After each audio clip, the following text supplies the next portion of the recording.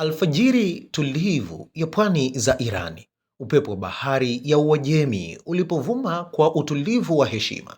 Kivuli kikubwa cha chuma kilionekana kikikatiza mawimbi, kikirejea nyumbani, si kama meli ya kawaida, bali kama alama ya azma ya taifa, kwani hiyo ilikuwa ni meli ya kivita ya Jeshi la Walinzi wa Mapinduzi ya Kiislamu IRGC Navy, ikihitimisha safari yake ya kwanza ndefu ya kimataifa zaidi ya siku 57 baharini, takribani maili za majini 10,700, karibu kilomita 18,000 hivi, nusu ya dunia ikiwa nyuma yake.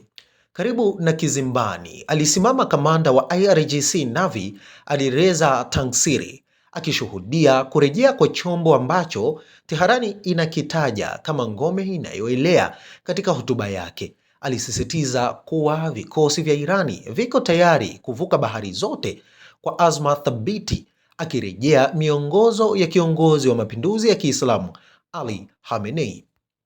Lakini nyuma ya shangwe na gwaride la mapokezi kulikuwa na ujumbe wa kimkakati. Irani haijifungi tena katika maji ya eneo lake, inatafuta nafasi katika bahari kuu za dunia.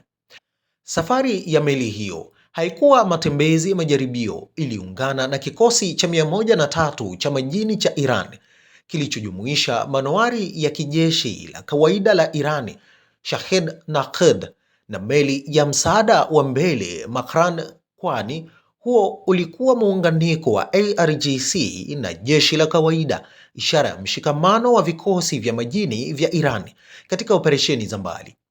Lengo kuu kushiriki mazoezi ya pamoja ya majini ya nchi za BRICS katika pwani za Afrika Kusini, hatua iliyotajwa Teherani kama upanuzi wa ushiriki wake nje ya Mashariki ya Kati kwa Irani. Kushiriki katika mazoezi hayo ni zaidi ya diplomasia ya kijeshi, ni kujiweka katika ramani ya usalama wa kimataifa unaoongozwa na mataifa yanayochipukia kiuchumi. Mnamo Mei mwaka 2024, meli hiyo ilivuka mstari wa sifuri equator, ikiingia rasmi katika ulimwengu wa kusini kwa mara ya kwanza katika historia ya IRGC Navy. Ilikuwa pia mara ya kwanza kwa chombo cha IRGC kuvuka bahari ya Atlantic. Kwa taifa lililokuwa kwa muda mrefu chini ya vikwazo na shinikizo la kimataifa, tukio hilo liliwasilishwa kama ushindi wa kiteknolojia na kiutashi. Teherani ilisema wazi safari hii ni uthibitisho kuwa vikwazo havijazuia ndoto za kuifikia bahari kuu. Kwa uzito wa takribani tani 2,100 hivi, urefu wa mita 240 na upana wa mita 27, Shahid Mahdavi si tu meli, ni jukwaa la operesheni. Ina rada ya kisasa ya 3D Fast Array, mifumo ya makombora ya bahari kwa bahari na bahari kwa hewa, pamoja na vifaa vya mawasiliano vya vita vya kielektroniki. Zaidi ya yote, ni kituo kinachoelea, kwani inaweza kubeba idadi kubwa ya droni za uchunguzi na mashambulizi.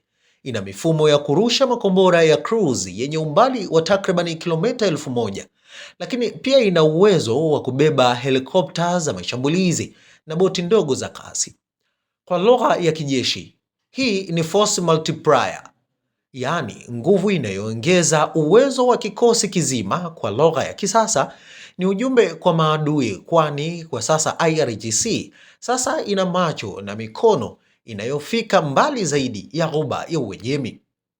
Kurejea kwa Shahid Mahdavi kunakuja katika wakati ambapo Mashariki ya Kati inakumbwa na mvutano wa mara kwa mara kati ya Irani na Marekani pamoja na washirika wake. Kwa kupeleka meli yenye uwezo wa kubeba droni na makombora ya masafa marefu hadi Atlantic na ulimwengu wa kusini, Teherani inaashiria kuwa ushawishi wake wa majini hauishii katika Hormuz.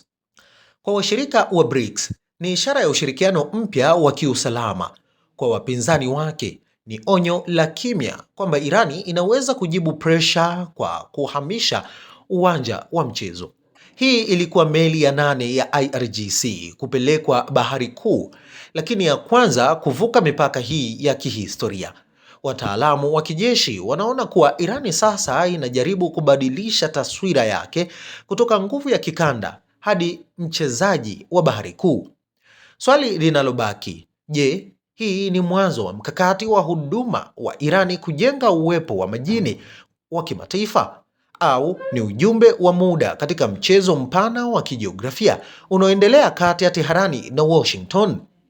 Kwa sasa ukweli ni huu: mawimbi ya Atlantic yamewahi kugusa pua ya meli ya IRGC, na katika pwani za Iran mapokezi yake yamegeuka kuwa tamko la kitaifa kuwa safari ya nusu dunia si mwisho, bali mwanzo wa sura mpya ya hadithi ya majini ya Jamhuri ya Kiislamu.